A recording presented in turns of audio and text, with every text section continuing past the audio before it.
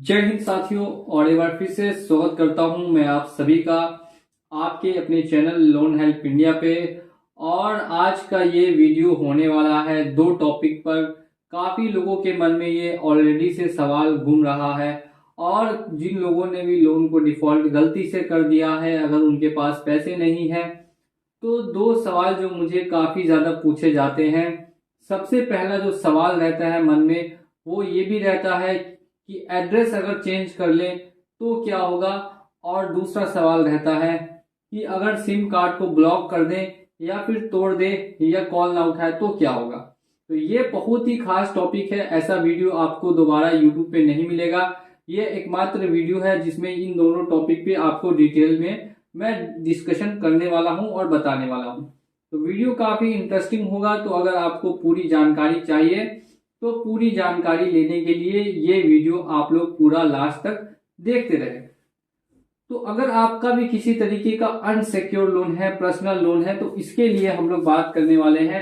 सबसे पहला जो टॉपिक है वो है एड्रेस चेंज को लेकर। पहले हम लोग बात करते हैं कि किन किन एड्रेस को ट्रेस करती है ये लोन कंपनियां।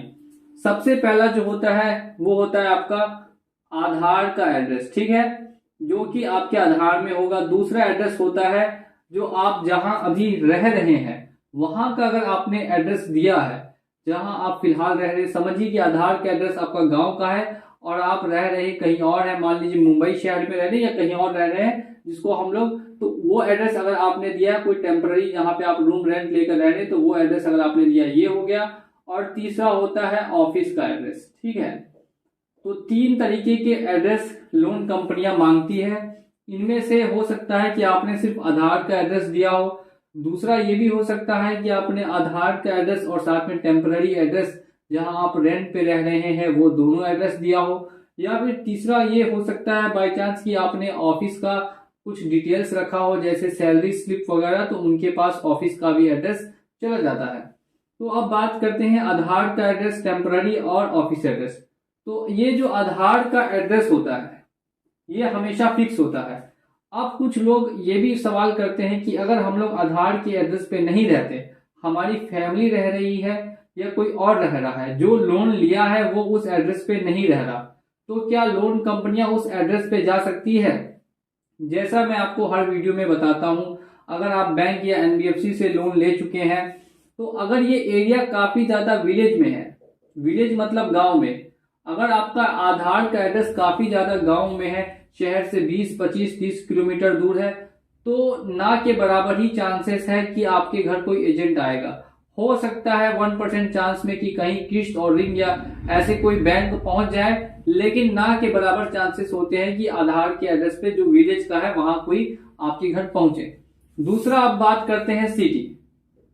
तो क्या सिटी में आ सकते हैं? तो यहाँ पे अगर हम लोग बात करें सिटी की, तो सिटी में बहुत सारे ऑफिसेस होते हैं, तो सिटी में आने के चांसेस ज्यादा होते हैं। इसका मतलब यह है कि आपने आधार का एड्रेस दिया है और सिटी का दिया है, तो वहां पे आने के चांसेस ज्यादा है। अब मान लेते हैं कि इस एड्रेस पे आप नहीं रह रहे, जो आपका आधार का एड्रेस है वो आप वहां पे नहीं रह रहे, तो ऐसे में क्या होगा? देखिए, अगर आप आधार के एड्रेस पे नहीं रहते हैं, जो भी आपने आधार का एड्रेस दिया है उस पर अगर आप नहीं भी रह रहे हैं, तो ये जो कंपनी वाले हैं, लोन कंपनी वाले, वो बस आएंगे और आके आपके बारे में पूछताछ करेंगे। अगर आप नहीं मिलेंगे तो फिर वो कुछ कर नहीं सकते, वो वापस जो है चले जाएंगे, ठीक है। वो क्या होंगे? वापस चले जाएंगे, क्योंकि ये आपकी फैमिली से या आपके घर के किसी भी जो भी व्यक्ति वहां रह रहे हैं उनसे पैसे की वसूली नहीं कर सकते, ना ही उनको इस बारे में डिस्कस कर सकते हैं। तो इसी वजह से अगर आप आधार के एड्रेस पे फिलहाल नहीं रह रहे तो वहां से वो वापस चले जाएंगे, आपको परेशान होना नहीं पड़ेगा। अब अगर हम लोग दूसरी बात करते हैं कि आधार के एड्रेस पे चलिए आप नहीं रह रहे, आपका जो टेम्पररी एड्रेस है जहां आप रेंट पे रह रहे, अगर उस एड्रेस को आप चेंज करते हैं तो क्या होगा? तो देखिए, अगर आप जो आपका टेम्पररी एड्रेस है उसको चेंज कर देते हैं, तो चेंज करने पे कुछ नहीं होगा। यही होगा कि जो रिकवरी वाले हैं वो आप तक पहुंच नहीं पाएंगे, आप तक पहुंच ही नहीं पाएंगे, ठीक है। तो ये होगा कि वो रिकवरी वाले आप तक पहुंच नहीं पाएंगे और आपका पता नहीं लगा पाएंगे कि आप कहाँ पे है, नहीं है, तो वो परेशान करने नहीं आएंगे अगर आप अपना जो टेम्पररी एड्रेस है वो चेंज करते हैं तब। अब नेक्स्ट और लास्ट बात कर लेते हैं हम लोग ऑफिस के एड्रेस के बारे में।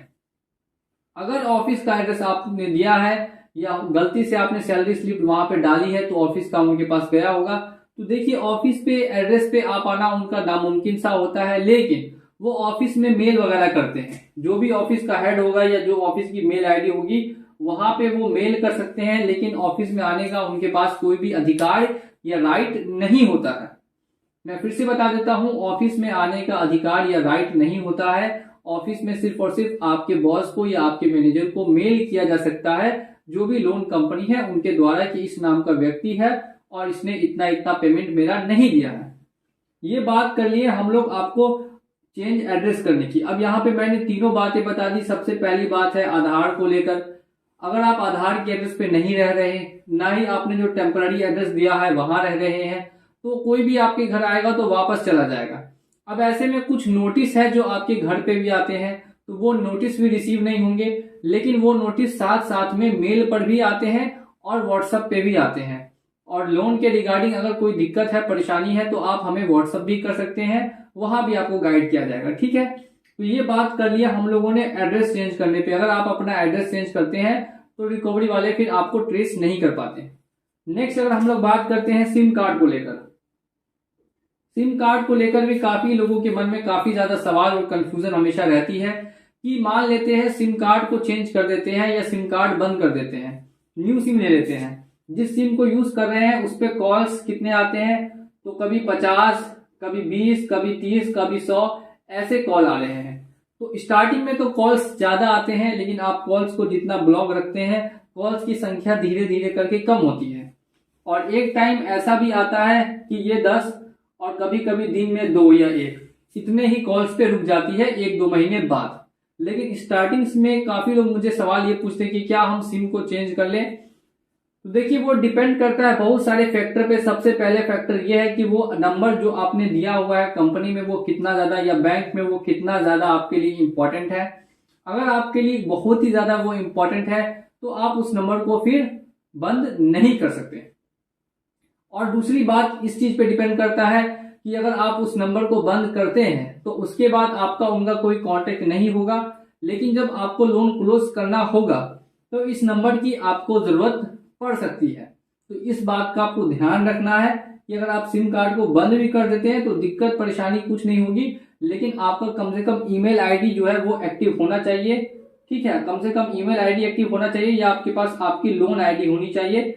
अगर आपको फ्यूचर में कभी दिक्कत समस्या आए लोन क्लोज करने में तो आपके पास लोन आईडी या ईमेल आईडी, इन दोनों में से किसी एक का होना जरूरी है। अगर होगा तभी आपका लोन क्लोज हो पाएगा।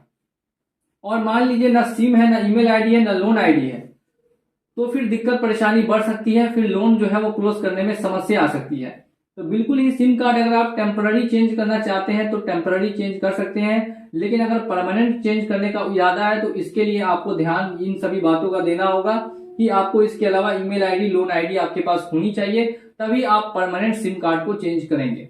ये वीडियो उन लोगों के लिए बहुत ही इंपॉर्टेंट है जिनको ये हमेशा मन में सवाल रहता है और वो सोचते रहते हैं कि अगर एड्रेस चेंज करते हैं तो क्या हो सकता है, और अगर हम लोग सिम कार्ड को ब्लॉक करते हैं या सिम कार्ड को ही चेंज कर देते हैं तो ऐसे में लोन कंपनियां क्या कर सकती हैं।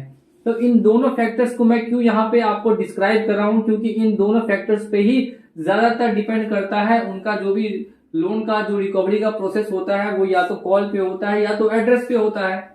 अब इन दोनों से आप अगर कनेक्ट ही नहीं कर पाएंगे तो फिर बैंक या एनबीएफसी जो है आपकी कांटेक्ट में नहीं रहेगी, तो आपका उनसे कनेक्शन कम से कम बना रहेगा। लेकिन वो डिपेंड करता है आपके फाइनेंशियल सिचुएशन पे। मैं हमेशा आपको यही सजेस्ट करता हूं कि फाइनेंशियल सिचुएशन अगर अभी खराब है तो कोई दिक्कत नहीं है, लेकिन जब ठीक हो तो आप लोन क्लोज कर सकते हैं। लोन क्लोज करने के भी बहुत सारे ऑप्शंस आपके पास अवेलेबल हैं। आप अलग अलग तरीके से लोन को क्लोज कर सकते हैं। अगर सिचुएशन पूरी तरीके से ठीक होती है तो फुल पेमेंट करके, अगर नहीं ठीक होती है तो सेटलमेंट करके, तो फ्यूचर में काफी ऑप्शंस आपके लिए ऑलरेडी ही खुले हुए हैं। तो ये हम लोगों ने यहाँ पे डीप में डिस्कशन कर लिया 2 टॉपिक के ऊपर में। सबसे पहला टॉपिक रहा आज का एड्रेस चेंज का, दूसरा टॉपिक रहा सिम कार्ड को ब्लॉक करके रखने का। तो उम्मीद करता हूं कि ये वीडियो आपके लिए बहुत ही इंपॉर्टेंट और बहुत ही अच्छा लगा होगा। तो वीडियो को एक बार लाइक कर दीजिएगा जल्दी से, और साथ ही में अगर चैनल पे नए हैं और चैनल को अभी तक सब्सक्राइब नहीं किया है तो चैनल को सब्सक्राइब करके बेल आइकन को प्रेस कर दीजिए। और नेक्स्ट टॉपिक पे कौन सा वीडियो मैं बनाऊं आप कमेंट कीजिएगा। जिस टॉपिक के बारे में कमेंट कीजिएगा और सबसे ज्यादा लाइक्स आएंगे उसी टॉपिक पे नेक्स्ट वीडियो बनेगा। जय हिंद, जय भारत।